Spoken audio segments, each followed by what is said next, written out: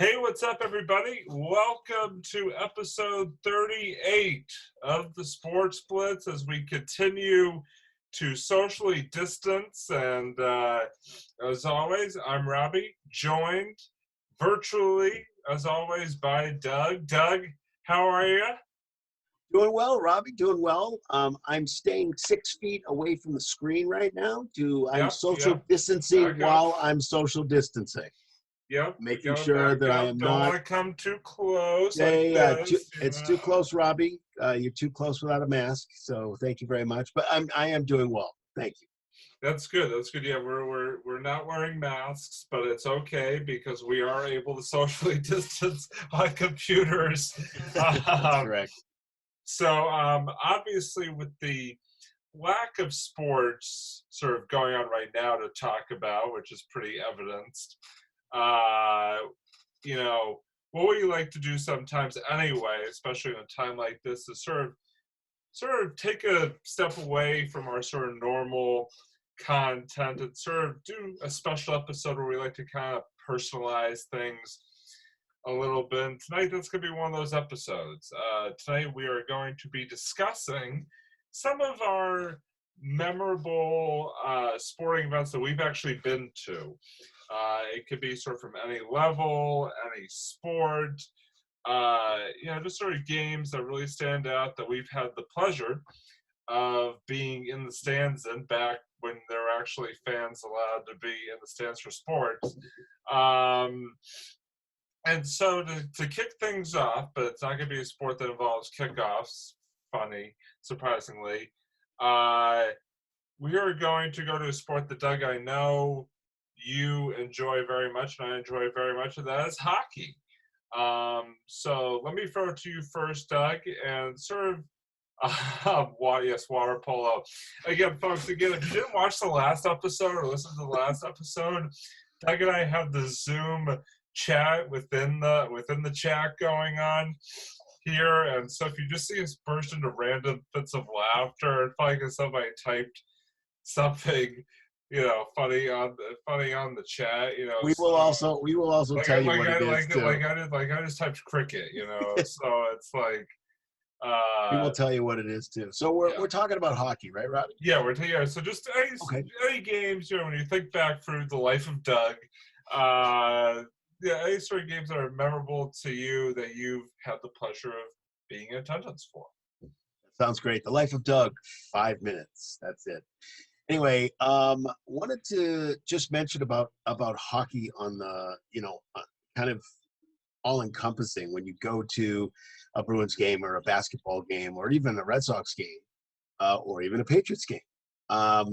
Everybody's rooting for just like one team. There are maybe a few people that are rooting for other teams, but it's typically, especially when you go to the Garden, when you go to a basketball game, a hockey game, the fans are unbelievable. When you go to a college game, typically there's one side that's one team, and the other side is rooting for the other team, and they kind of go back and forth, and it's a different feeling. When you go to a hockey game, it's so totally different. It's loud. It's everybody's rooting for the same team. You're high-fiving people you have no idea who they are. Which is awesome. I mean, you go with your family, but you're like high-fiving the guys that back you in the front and all that kind of stuff when they score goals. And you're talking with everybody. Everybody's like has the same feeling of we want to win and all this kind of stuff. So it's a totally different feeling to go to the Garden and of course these other places too. But I think one of my fondest memories about hockey is that and Robbie, you know this also, I've talked about this before, but my mother-in-law was a very, very big, huge Bruins fan. Right. Huge. Like if she cut herself, she bled black and gold. She had season tickets from 1955 to 75. Yeah. Was in the building when Bobby Orr scored the goal. Wow. And so if she wasn't, but she was a hockey fan, so she would watch the Bruins, and if the Bruins weren't on, she would watch a college game. BC, or she would watch the Bean Pot. She would watch. I even caught her one day. I walked in, I sat down, and I was like, Marilyn, what are you watching? She said, I'm watching hockey. I said, Marilyn, you know this is high school, right? And she's like, I don't care. It's hockey. I could care less. Again, It was nothing against high school no, no, hockey. no, no, no, no, no. No, nothing against that. It had to do with the fact that she Yeah. loved hockey Yeah, and she no, I didn't know. care what it was. It could have been, Czechoslovakia and the Czech Republic. She doesn't care. As long as it's hockey on. Aren't those the same place, technically? Probably, but you know what I'm talking about. Yeah. Of course they are, but sometimes they play interleague games, so inter squad games. So I think what I'm saying Canada is versus Canada. right, Canada versus Canada, right? So I think that the fondest memory I have is actually going to the alumni games, the Bruins alumni games. Yeah. And we probably took her to probably about a dozen games, and it was awesome. These were the guys: Terry O'Reilly, Rick Middleton, Jerry Lemlin. I can't remember his first name right now. Anyway, these were her heroes that she was actually able to see and actually go up and talk to. Because these games, these alumni games, they would play like 2 quarters. They wouldn't play real hard. They didn't really play to win, but it was all watching them. And it was all for, a lot of it was for charity. So something, charity wise was something that was really, very cool. So during these alumni games, she was able to go and see her heroes, talk to them. And as we went to 5 or 6 of them, after the 4th or 5th one, maybe around the 4th one, these guys were recognizing her. They were like, oh, you were at the last game. And she was like, oh my God, my heroes. She was up in the nosebleeds. She was part of the original gallery cars that were up there at the nosebleed seat. Right. And it was a group that went all the time. They went to every game. They didn't miss a game. They watched on TV, but typically they didn't. And she watched her heroes, but she was able to go to these games and actually talk to them. And I'll tell you, her face lit up. She was able to take pictures with them. It was amazing for her. But that's what I remember. And again, it's not necessarily. And I have a couple other hockey things too. But that's the first thing that comes to my mind. How about you, Robbie? Yeah, no, definitely. I mean, I've been, definitely been to a lot of hockey games at all levels in my life. It's tough to sort of remember. I feel like it's more like for me, like thinking of like categories of games that kind of stand out for me, like the Bean Pie. I've been to a few Bean Pie games over the years, and that is, if you're a Boston area hockey fan, you should really go to the Bean Pie at least once in your life. I mean, just the excitement of the fans, just nothing else. I mean, listening to the battles of the student sections is something else. I mean, they really get into it. Obviously, I've been a lifelong fan of BC hockey, just because of. Yes, I did bring actually, no, I did not bring a pot of beans. I probably should have done. Maybe next year. But yeah. So for me, what was I gonna say? For me, also like I've been to some NCAA tournament games. For BC. Also, I went to an NCAA tournament game at Babson College. Babson hosted a D3 NCAA tournament game. You gotta go because I gotta see my coach buddy. Yeah, I didn't. I was thinking about mentioning the fact that Doug actually has a connection to the Babson hockey program from way back in childhood. I do. But shout out Jamie Rice. Yes, absolutely, definitely. You should use that connection to get him on the show. We should. We absolutely should. Hey, remember me from Rivers Camp like 25 years ago? Well, first we'll go to a game and then we'll talk to him, and then we'll see if he comes on. We'll have fun. I don't care. Yeah, I would. Yeah, I would definitely do that. Yeah, but those college games are special too. Oh I love yeah, those. oh yeah, and they're also like there's very more like the fans are kind of like right on top of you, like for all levels of those games. It really is. It really is a lot of fun, and I'm like for Bruins games. I think the games. I mean, I've been to a bunch of Bruins games. I'm trying to think of. Okay, no, you know what? I've got one Bruins game that stands out among the rest. And it wasn't even a game that the Bruins won, but you're going to know what I'm talking about here in just a second. 2013, I had tickets to Bruins versus Sabres on the Wednesday after Marathon Monday. Now, I got these tickets well before that year's Marathon Monday. And of course, if you know anything about Boston history over the last decade, you'll know obviously 2013 was, a tragic year in the marathon when obviously, there were the explosions at the finish line. So that game ended up being the first Boston sporting event post marathon bombing. And I went with my dad, and just the emotion in that building that night, something that I'll never ever forget. I mean, there was a video tribute that had everybody just sort of, if you weren't tearing up at one point or another that night, in the stands or on the ice, something was wrong with you. Right.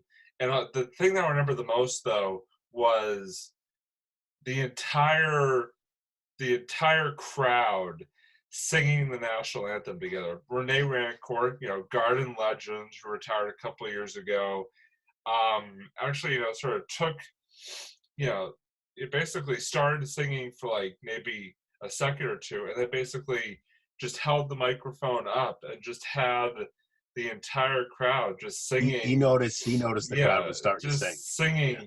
the national anthem together. It was just such a powerful and special moment, and it truly is something that I will never forget when I think back on games that I've been to. Even though the Bruins lost that night, it didn't matter. It was about the fact that here we were, as I say, coming together, sort of getting back to normal, starting to get back to normal with what else? A professional sporting event. And it was something else. So the next sport that we're going to discuss is a sport that, like I was saying, that is sort of near and dear to my heart, and that is baseball. Yes, horse racing. Um, that is baseball, and obviously, again, Fenway Park. I mean, is just sort of the cathedral of baseball and of sporting events just in general, as far as I'm concerned. Doug's got all his Red Sox championship gear on from '04. And so again, sort of, we were talking about 2013 with the Bruins. I think there are two games that really stand out for me. I mean, I've been to a lot of games, Red Sox games especially, throughout my life. I was at 1999 when the Red Sox beat Roger Clemens 13-1. I was at the 100 years of Fenway Park game in 2012. I was I've been to so many playoff games, but the two that stand out for me, thank you, I am a bragger, proud of it. The two that stand out for me are 2013 Game 2 of the ALCS, where the Red Sox were down 5-1, and then David Ortiz comes up, bottom of the eighth inning, and hits a grand slam into the bullpen with the if you watch the replay, the cop, raising his hands and stuff like that. Gone, baby, gone. It was amazing to be able to be there and see that and sort of see the game that kind of turned that series around, because up until then the Red Sox had really struggled against the Tigers. To be able to be there and just sort of it was just an amazing experience. I mean, I've never heard Fenway Park be that loud like it was when Ortiz hit that grand slam. It was it was incredible. And then the other one was the 2018 World Series. I got to go to my first ever World Series game, game one, Red Sox Dodgers. And it was just a thrilling game. Eduardo Nunez hit the, of course, 3-run homer that sort of put the game away in the late innings. And I mean, that was, again, talking about crossing off a bucket list item. I mean, and then I went to the parade too. Actually, my first ever Boston Sports Championship parade was that 2018 World Series parade. And I actually, again, not to be a bragger, but I'm going to be anyway. If you look at the end of the 2018 official MLB World Series DVD, they show footage from yes, I know I am. They show footage from the parade, and I am in one of the shots, which was pretty cool. So I think those two really stand out for me. Plus, yes, DVD star, more like it. So yeah, I think those are the two that really stand out for me in terms of just. Again, I've been to a lot of baseball games over the years, many different levels. But I mean, whenever you go to a game like that Ortiz game, I mean, again, not to be a bragger, but I went to both Ortiz's final regular season and final playoff games too. So I mean, it's like, there's a lot to choose from, but at the same time, those two just totally stand out for me. So, Doug, let me toss over to you. What when you think of baseball, what games sort of stand out in your memory for that? I actually have a couple too. First one is actually going to, and I don't really remember this too much because I was kind of a youngster, but going to some of the late 70s games at Fenway Park. We actually have some really blurry Polaroids of some of the players from a long time ago. But we had box seats. They were pretty much really close to the Red Sox dugout. And I just remember kind of going there and just not really knowing what's going on. Because I mean, I loved being there, and I brought my glove, and you think you're going to get a foul ball, and there were no nets up at that point. So you're always looking up to see if somebody hit a foul ball. You're like, oh, is it coming to me? And it typically went over your head or whatever because we were really close. So that's my first kind of memory of going to baseball games because we went with the family. I think my mother actually went to, and she doesn't like sports at all, really. So I think she went just because it was a family thing to go. So it was nice. It was nice to have that kind of thing. The second is a little bit more special. It was the 7th game of the World Series in Mets Stadium, Yes, you Shea told me Stadium. about this. Yes, Yes. Shea Stadium, Yeah. 7th game of the World Series, 1986. Ugh. Red Sox versus Mets. Let's put it this way: 55,000 Mets fans and 4 Red Sox fans, which is us. My roommate from college had his father was in construction, upstate New York, and he was on a construction project and could not go, and he had 4 tickets. And of course, I was his roommate, so I got one, and we brought 2 other guys. We went on a limo, which is really cool. Fancy. Went in a limo. It was awesome. And I'll tell you, we tailgated with some of the Mets fans. They were awesome. It was just awesome being there, although not in a home stadium. Yes, very fancy.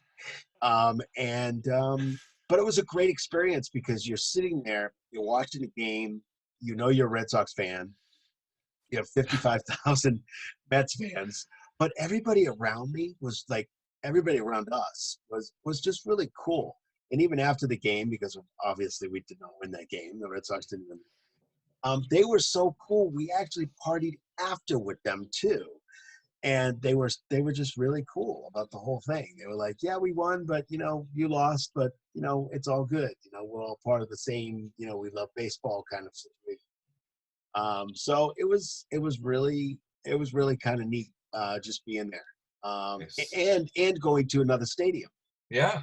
seeing what that's like. It was very different than, obviously, because we were not in a home stadium, but it was so very different Yeah, just being there. it is really different. You're absolutely right. It is really different, like seeing other teams' ballparks. Like even if the Red Sox aren't playing, then Right. like just going to like I've my dad, and I kind of went around when I was in my teenage years to a lot of the other major league cities and major league parks and stuff like that. And it really, it's, as a baseball fan, it's really cool to be able to just sort of see, like you said, see the other stadiums and see all these places. You see, yes, I am. No, not that cool. Oh, but to be able to sort of see the stadiums that you see on TV and see the players that you see on TV, like up close and personal, wouldn't otherwise get to see, um, was really cool. But yeah, I mean, I can only imagine. I know that was a losing effort, but I can only imagine what it was like to be a Game 7 of a World Series. I mean, that's any baseball fan's bucket list right there, whether it's your team or not. I mean, that's Absolutely. And just you know what, Robbie? I'll tell you, you can go to regular season games if you want to. Not everybody gets to go oh yeah, and see a World Series game. It oh just yeah. doesn't happen for anybody. People can go through their whole lives.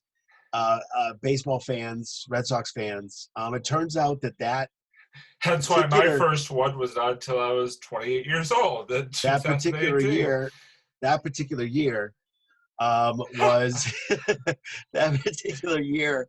Very interestingly enough, a family friend had 3 tickets, or couldn't use his tickets. I think there were 2 of them, and gave them to my father. And my father took my brother Josh, who was a huge Red Sox fan, to Game 4, and I believe Game 4 was at Fenway. I think it was Yeah, it must 4. have been. Yeah, Well, Game 4. Yep, three, absolutely. three, four, or Doing the five. One of math, those. One of those and three. knowing it. Yeah, one of those. It was Game 4. And it was the same year. It was Yeah. it was '86. Now, So did the Red Sox win that game? yes, Ah, they did win that game. But the issue is what's really cool is that 3 out of 3 people in my family actually went to the same World Series, which never happens. It just doesn't happen that way. nice. So it was just really cool. It's a different feeling. I'll tell you, Yeah. I've been to regular season games. You go to a World Series game, it doesn't matter where it is. Oh, There is a totally different, night even the and day. playoffs. Night and Playoffs are day. totally different. Night and A day. World Series, totally different. Oh yeah. It's just being in that stadium. It's louder. The feeling is just totally different. Like everybody's on their edge of their seat. Absolutely. It's just a totally different feeling being Absolutely. there. And even Absolutely. being in a different stadium, it was Yeah. totally different. No, absolutely. No question about it. And like you said, just night and day between a regular season game and any playoff game, but especially a World Series game. So the next sport that I wanted to talk about, sort of moving on, is the sport of basketball. And again, Doug and I had the opportunity. Hey, sporty, yes, sure. Um, so Doug and I had the opportunity. A game that was not memorable was the college basketball game that Doug and I went to between BC and Louisville, which we You really have don't to need to bring this one discuss up, don't you? anymore. I, This you is know, horrible. I know it was brutal. You got to see Rick. I Hey, think was that the last game that Rick Pitino had in Louisville? yeah, we got to see Rick Pitino. That was about the only Navy bright spot. I think there were more Louisville fans at BC's arena than there were BC we fans. actually we actually started turning. We were rooting for Louisville quietly, really, really quietly. Go Louisville! But in terms of more positive, memorable basketball games, Doug, what are some? What basketball games sort of stand out for you when you think back? I think I think I think that the one that comes to mind like immediately is I think taking my daughter to her first game. actually in the other room. I'm not sure if she's listening, but taking my daughter to her first basketball game was probably the most memorable one that I've been at, and I've been at a few, but that was probably the most memorable because her walking into um, the garden for the first time, and this wasn't the old garden. This was the Yeah. Yeah. one recently that was built. Yeah. But just going in there and having her look around, going, yeah, it was just an amazing experience. Just going, I'm not even sure. I was teaching her kind of the game a little bit, but we took pictures and um, we saw the big the bear that's there. Obviously, the bear's for the Bruins, but we took pictures of that with her, and I got her a little bit of stuff to wear and that kind of thing. So it's probably the most memorable basketball game, at least that I know of. Are we all right? Yeah, we're good. Yeah, sorry. I thought we were gonna have another technical difficulty again. Okay, Sort no, of no, no. peeking It's still behind the it's curtains still here, but we're going, good. still We're good. going, I'm still still here. going. You froze Okay, up there for a minute. I got nervous, but we're good. okay. No, I'm still going. So yeah, I'm that was not probably the concerned most. about you. I'm concerned about me. That was probably exactly. I got you. That was probably the most memorable that I. Yeah. Oh, definitely. I mean, anytime you know I'm sure anytime you could take one of your kids to a sport, their first sporting or their first Celtics game or whatever the case may be. I mean, I can see how that would be just incredibly special memory right there. For me, there are a couple that stand out, and they're not. They're actually not NBA games per se. I mean, I've been to a bunch of Celtics games, and they've been great and all. But there are actually two that sort of stand out for me on other levels. One is going back to my high school days, my senior year in high school. Our girls basketball team made it all the way to the state finals and actually won the state championship. Oh, And so I was able to go see them not only at TD Garden, but um, for the state semifinals where they beat Lincoln Sudbury, but also to the DCU Center in Worcester for the state finals. And we won. We beat. I will remember it forever. They beat Millbury. It was 65-44, and just like anytime you can see your hometown win a state title, it's special. But to be a senior and to obviously I knew a lot of the players on the team and stuff like that, and to sort of be surrounded in the stands by my friends and my classmates and stuff like that, rooting the team on was incredibly special, and it's something that I will look back on forever and be very grateful that I was able to go to that game. And to be able to see them win and be a state champion. Yeah, not quite. The tears aren't quite rolling yet, but give me time. Uh, but that was great. And then the other one that really stands out for me was from a couple years back. It was actually a BC basketball game, shockingly, because I remember that many memorable BC basketball games for over the past few years. you and But I both. yeah, this was back maybe 3 seasons ago. BC played number one Duke at home. I think Duke was undefeated coming into that game, and BC upset them. BC was unranked. Duke number one team in the nation. You know, just total mismatch on paper. I think Duke was probably favored in that game. By like 15 points or something like that, and BC knocked them off. And to be able to see the crowd storm the court at the end of the game, and just to be in the building for that, I mean, the biggest upset in basketball and really any sport that I had ever seen, it was incredible. It was, probably one of the, if not the best college basketball game I've been to. And I've actually had the opportunity to go to a couple of NCAA tournament games, both D1 and D3. Back when the Garden hosted the NCAA men's tournament, I was able to go then. At Babson College, again going back to Babson, they hosted a few NCAA D3 tournament games, and those were really exciting as well. Thank you. Here's my right. Here's my left. Uh, but again, anytime you can see your favorite team, who again unranked, and not the best at basketball, you beat the number one ranked team in the country like that. It's just it was incredible. And so that was a lot of fun. Like I said, I mean, there are a lot of games I've been to that I mean, like, I feel like I could do 4 separate shows on just each sport and memorable games I've been to, but then we'd be here for hours. Oh yeah, oh boy is right. You're not kidding. Um, so what I wanted to do is I wanted to sort of transition to the sport that we have not talked about, and that is backgammon. No, I'm just kidding. Horse racing. No, no. It's chess. Yes, checkers. Chinese checkers. No, it is football. I'm not talking about the European kind at this moment. I'm talking about American football. And I think I've been to a few Patriots games over my lifetime, and those have been fun and all.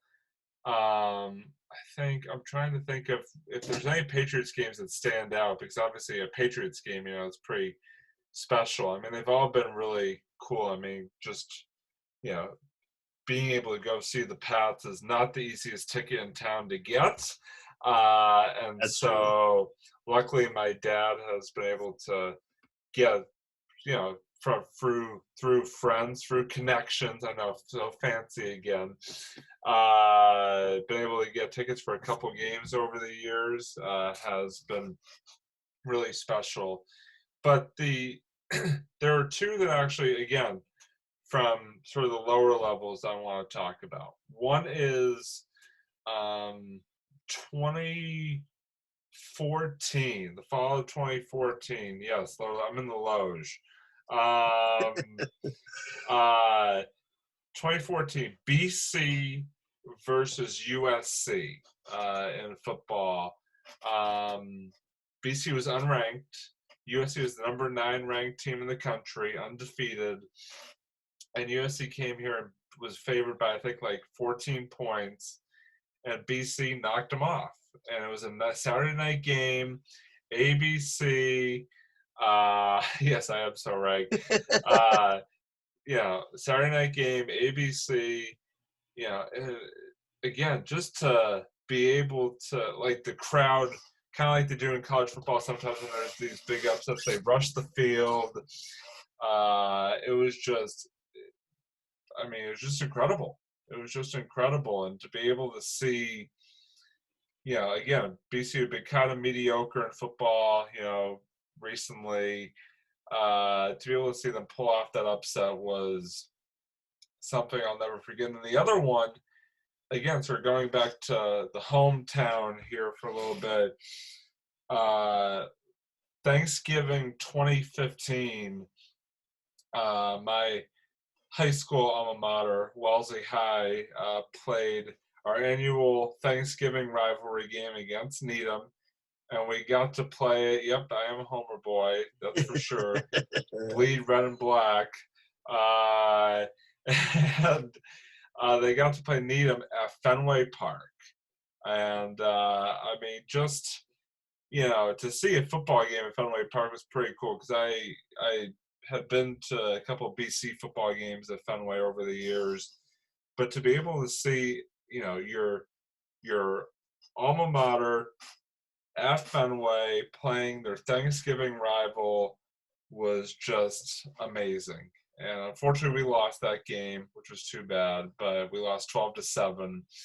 But it was just, again, just an experience that you truly a lot of cases only get to live once, and I was so glad I was able to go to that game, and you know, I'm sure the players, I'm sure for the players especially, it is something that they will never forget because again, to be able to play at Fenway, yes, tears again. They're flowing even more now. Really Um, flowing pretty hard right now, yeah, Bobby. seriously, apparently, it's like, yeah. Oh no, no, no, that's not social distancing. um, Wear but masks. yeah, so Doug, let me throw it over to you and sort of take us through some of your most memorable football games, tear jerkers or not, for that matter. Right. No, I don't So really have any tearjerkers that I no, know of. no, but sort of some of your more memorable football games that you've attended in the life of Doug. Life of Doug, 6 minutes long this Wow, time. 1 minute longer. Yeah, 1 minute longer. Well, I got 1 minute long. I gave myself another minute. So I think it's the first one that comes to mind is actually the first Patriots game that I went to with my dad. I don't remember the year, um, but it was Schaefer Stadium. Oh wow. Yeah, it was a long time ago.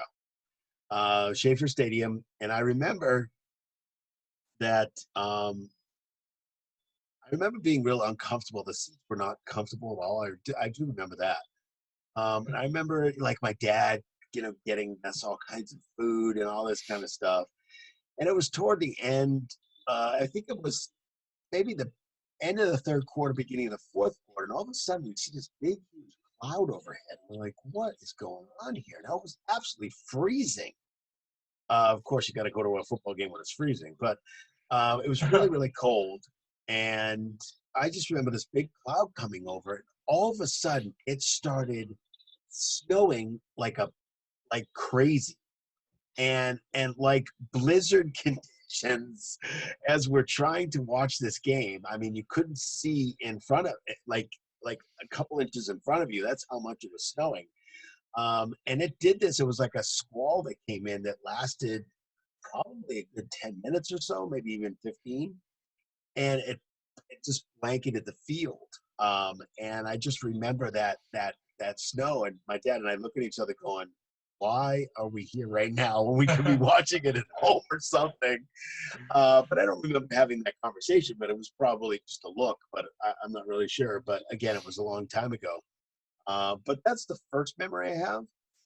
The second memory is on a more of a college level. I had a couple friends of mine that went to the University of Florida. So I am secretly, don't tell anybody, secretly a Gator fan. Nice. Yes, that's right. You got it. Secretly a Gator fan. I've been watching the Gators for years. Ever since, oh, I don't even know. Probably high school, I think. Right after high school and college. So I started watching. Yes, Chomp, exactly. Um, so I started watching them, and then I had an opportunity to actually go to a game. And coincidentally, it was up in Syracuse University. So it was University of Florida versus Syracuse in the Dome, Oh which wow. which is really The cool Carrier because Dome. the Yes. Carrier Dome was awesome. Now, the quarterback for the University of Florida was a guy named Werfel. Oh yeah, Danny Yeah, Werfel. Danny Werfel. Yeah. So we were sitting Steve there. Spurrier. Those are Steve Spurrier days. That's correct, the Steve Spurrier days. So we went up to the game. It was very cool walking in the dome, walking into the Carrier Dome. The Carrier Dome is at 68 degrees all the time. It doesn't change. 68 degrees. So no matter what's going on outside, which by the way was freezing outside, we walked in. We were like, "Oh, I got to take our jackets off because it was warm in there. It was nice." And we started watching this game, and all of a sudden, UF scored a touchdown, and all of a sudden, this lady stood up in front of us, and this guy stood up in front of us, and we noticed on the back of her shirt it said Werfel's mom. And on the guy, it said Werfel's dad. So we actually asked them, we said, are you Danny Werfel's mom and dad? And they were like, yeah, we are. And I said, well, we're huge fans and we love watching him and he's so good. And he's like, yeah, we're really proud of him. We actually got to talk to Danny Werfel's mom and dad. Wow. Really cool. It was very, very cool. It was cool being there because UF is such a big school. I went to a small school, Emerson College, so I think we have a chess team and a water polo team, but I'm not sure if we you have a basketball team. We do have a basketball team. Don't sell yourself short. You have baseball too, and soccer, yes, and we do. lacrosse and all these other sports. We do. I never went because I was more studious at that time, but I did not know that we had those sports necessarily. I was studying too much, but that's a really small school. So when you're talking about like going to a BC game, like you and I have been to BC games, football and basketball, you're talking about a bigger stadium, larger audience, larger, kind of situation. Talking about Syracuse University versus UF, the amount of UF people, the amount of Syracuse people, it was just unbelievable being there. I mean, the sound was deafening.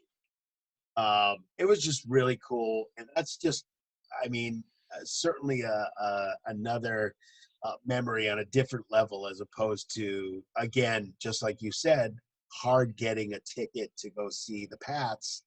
But that was really very, very cool to be able to go up there and see a game and to root for a team. By the way, UF did win it. Okay, there you go. I don't remember the score, but I know they won. But it was great. It was a great game, though. It was really awesome, and it's nice to.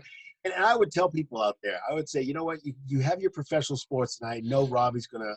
I know Robbie will agree with me on this, that you have to hit up a college game. Oh yeah. You have to hit up a college game, whether it's BC, BU. It doesn't matter where it is. Got to go to a college game. It's a totally different atmosphere, especially if you're rooting for the home team. Totally different atmosphere. Even if they're losing, like that game we won't talk about, the BC with the Louisville thing. Hey, but you know what? We did go. You and I did see BC win a football game, though. Yes, we did. That was a good game. Was good. That was a good game. That was a good game. But again, I think they were playing like Maine or somebody like that. But still, it was awesome. But it's a totally different experience. You feel that you're rooting for, even if you didn't go to the school. It's always good. It's always better to go to a Wellesley High School game or something like that. Brookline High typically plays Newton North. Newton North has been our rival for ever like the 1700s. So they've been rivals for many years. So it's always. I hate to tell you, but I mean, I guess technically 1776 and beyond, but I really don't think that they had that much football going on during the Revolutionary War. They did. They actually played football before they were going after each other and shooting each other and stuff like that. The person who won the game was able to fire the first shot. So I think what happens is that it's a totally different experience. Yeah. It's awesome.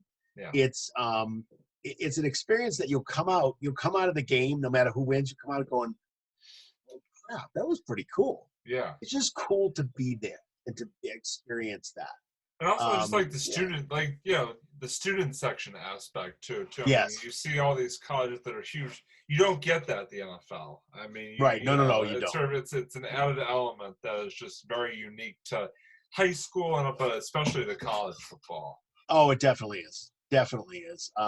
And I just think that I would absolutely endorse anybody going to college football, hockey, basketball, whatever you want to go to in that respect. I think that all those are real good places to go because you get that experience, and it's a totally different experience than the professional level. Yeah, and so as we sort of begin to wind down here, the last question I wanted to ask you is there any non Big Four, we'll call them, sports events or contests that you've been to that sort of that you want to discuss on top of the games and events that we've already discussed? I don't think so. I think I kind of the only thing I can think of is I mean I haven't been to a soccer game, to a professional soccer game. I never really wanted to necessarily. I know people go, but I don't. I I don't think so, except for the fact that I could reiterate about the alumni games. The alumni games are still going on. The Bruins Alumni Association is huge and it's great and it's awesome, and you get to see some of the older players. Hockey players are really different. We could have a whole thing about this hockey thing. Hockey Yeah. players are so different because they don't get the money that baseball players get or basketball players get Right. are they don't get that kind of money or basketball anything they don't get that kind of money. What they do is that they're very down to earth guys. Yeah. They love hockey. They've been playing hockey since they were probably two, most of them.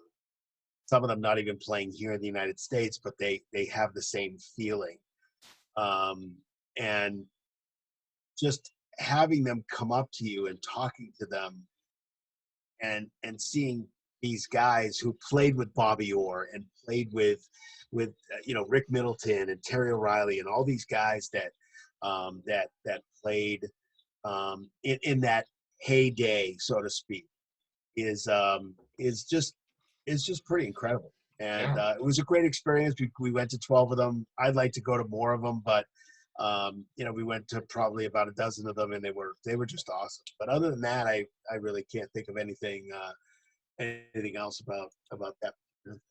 Yeah, I would say that there are two additional ones that sort of stand out for me. One, it's funny you bring up professional soccer. The one and only professional soccer game that I've ever been to in my life was the one time that Gillette Stadium hosted the MLS finals.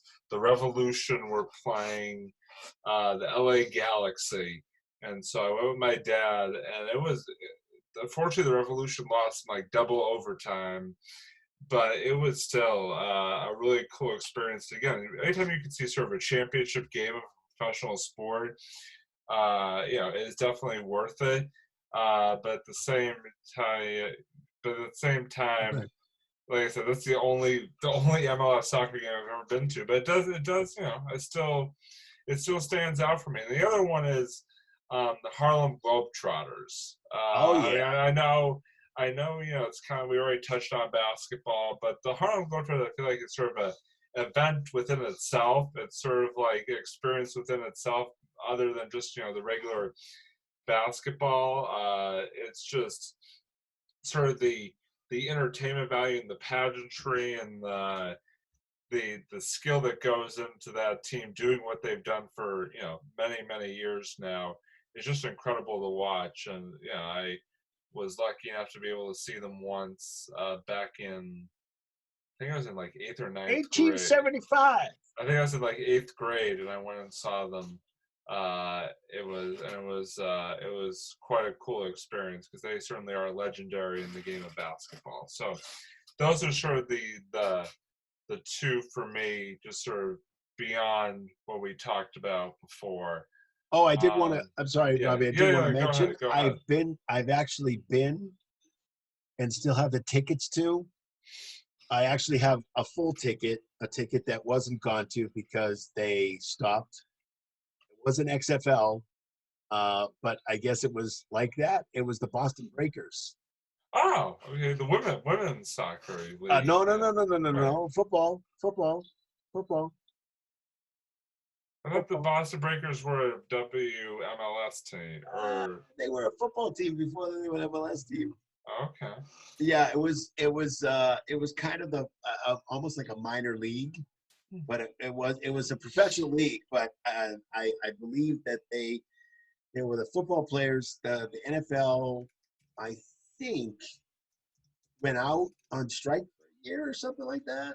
Um, I think it was. But anyway, I have these Boston Breaker tickets. And actually, the second set of tickets that we got, we weren't able to go to because they stopped because the NFL came back. Again, this was a long time ago, and yeah, this was like I think in the I want to say the early '80s, mid '80s. Anyway, wasn't around then, so I wouldn't yeah, no. know. I'm just saying. I have the tickets, so if you want to see it, I have the tickets. But it's pretty cool. It was actually it was like the XFL, Yeah. where it was a professional league, but it was players that were not drafted or players that were picked up from other leagues and stuff like that. But I did go to a few of those games. By the way, they were horrible. But nothing I can do about that. It was football, so it was all good. Um, but other than that, you asked me whether there was anything else, and that just popped in my head as soon as you brought There the you go. MLS up. Awesome. Awesome. So as we start to wrap up, again, this being episode 38 of the Sports Blitz, we now want to go to our final thoughts. And so, Doug, let me start off with you. What are your final thoughts for this evening? Final thoughts. Okay, Yeah. great. Thanks, Doug. Okay, great. Thanks. Okay, well, I did my 6 minutes, so I can't do any more. So 6 minutes times like 5. Yeah, exactly. My final thoughts are twofold. Two Yeah, and two. that's The 4. first, yeah, 2 and 2 is 4. Thanks, Robbie. Excellent. That's great. Yeah, we'll work on we'll work on some other math later. Gosh. Okay, so yeah, so it's getting around the bend right now, Rob. Okay, 4. Thank you. Yes, I got you on that, Robbie. Excellent. Okay, so it's basically twofold. The first thing is that on a serious note, I certainly want to I have a few things actually. The first note is that obviously what we at the Sports Blitz want to thank all the first responders out there, the people that work in hospitals, Yeah. all those people that are risking their lives in this crazy pandemic kind of situation. We want to send our very best. Yesterday was the Nurses Day, which is very appropriate. A little flyover going on, so that was pretty cool. That was really cool. And they absolutely deserve more than that. So, if you see somebody that's in a hospital, you see somebody walking down the street and they got scrubs on, or they work in a hospital, please thank them, because I certainly do. Those are really important. The next thing I want to do is, I know, Robbie, this might be yours, and I apologize if it is, but the NFL lost a very important guy a couple days ago, and it was the Dolphins coach, Don Shula. Yeah. That was not going to be mine, so you're safe. Okay, yeah, that's fine. Don Shula passed away. No. We obviously at the Sports Blitz wish his family, condolence to him and his, condolence to his family, and we certainly send out that. He was just an amazing coach. Yeah. I wasn't always happy with him because he's sometimes beat the Patriots a lot and had our number a lot, but you look at his coaching background, you look at what he's done for the league, you look at what he's done for the people in the league that have moved on, the Dolphin players that have moved on to do great things. And one of the things he did is to help out with the with quadriplegics too, because they have a center down there, which he donated a lot of money to, but he also helped out with that too. So that's just huge. Mick Bonacone's son was paralyzed, and that's the foundation that's down there, so in Miami. But obviously, that's that. The other thing, last thing, sorry to take so long, but the last thing is that first weekend in September, the Bucks versus New Orleans Saints, the Tampa Bay Bucks versus the Saints, first weekend. It's Brady time. Brady Breeze, yes. Brady Breeze, baby. First weekend in Yeah, September. yeah. It's Second weekend, I think. Second week. it's September 10th. Yeah, yeah. Yeah, and so that actually is a perfect segue into my final thought, which is that the NFL officially released the 2020 schedule tonight. Which is actually going to be the 2025 schedule. Yeah, exactly. I'm sorry. No. You're probably right on the money. And so the Patriots obviously learned their full schedule. I haven't got a chance to completely dissect it yet, but just a couple of notes. The Patriots will open up their season at home against the Miami Dolphins, and Jimmy Garoppolo. Yes, I'm going to dissect that frog and on schedule at the same time. And Jimmy Garoppolo will be paying a visit to Gillette Stadium for his first matchup with the Patriots since being traded from here. Also, the Patriots are going to be playing all 4 NFC West teams and all 4 AFC West teams this season. So, including a visit to, well, actually, they're on the West, but they are the other game that stood out was that they were going to be paying a visit to the defending Super Bowl champion Kansas City Chiefs. And Seattle's on that schedule too, right? Seattle out west. Yep, Seattle's in the NFC West. Yep. So no, I know they are. I just know that I think they're playing them too. Yeah, I didn't see the whole schedule because I was. They're playing all 4 AFC and NFC West teams. They're playing at Kansas City. They're playing Baltimore. They're playing the Texans. And like I said, they're opening up with Miami at home. So I'm sure we'll have, it's as it gets closer, we're definitely doing a Pat's preview. It's going to be very interesting to see, again, just to see what this 2020 season is like with changing of the guard at quarterback for the Patriots, and just some of the other changes around the league, and especially the Miami Dolphins. We were talking about how they ended up drafting Tua Tagovailoa with the 5th overall pick in the NFL drafted. So his first NFL game will be here and will be at Gillette against the New England Patriots. I know I didn't say his name right, so go sue me.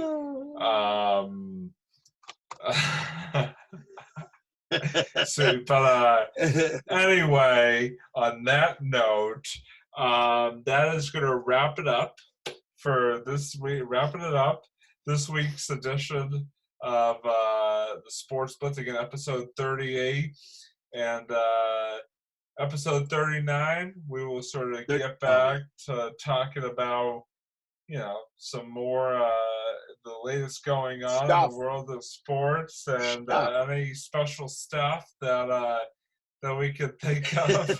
Again, sort of it's just kind of all up in the air right now, so it's kind of tough, but we're definitely we're able to find things to talk about in the world of sports. There's always stuff to talk about, whether it be past, present, or future. So, hey, listen, I haven't talked to Robbie about this yet, but our next episode, what I'd like to do is, and I think Robbie will agree to this, is that I want to put on, I want to give a review or something. What is your favorite Netflix, Hulu, your favorite, your recommendation to watch on TV, because we're, kind of stuck in these walls, man.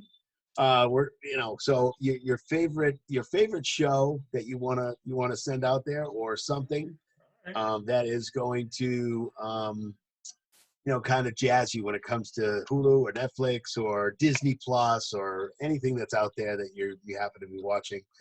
Comcast, whatever. Yeah. Something like that. That sounds like a cool segue or side thing that I think we should start putting in there. Very nice. Yes. I like that I idea. I like that idea a lot, and so definitely something to look forward to for the next episode. So anyway, as we totally go off the rails episode. here, as we totally go off the rails here, off the rails. That's good, dude, for episode 38. What are you swinging around there, dude? Of my watch. Okay, great. Episode 38. Here's the bottle. The Here's bottle. my watch. The watch. Thank you for giving us a small tour of your room, Rob. Oh, my goodness. So, wow. That's going to do it for this edition of the Sports Blitz, episode 38. As always, for Doug, I'm Robbie, signing off here, and we'll catch you next time on the Sports Blitz. Bye, everybody.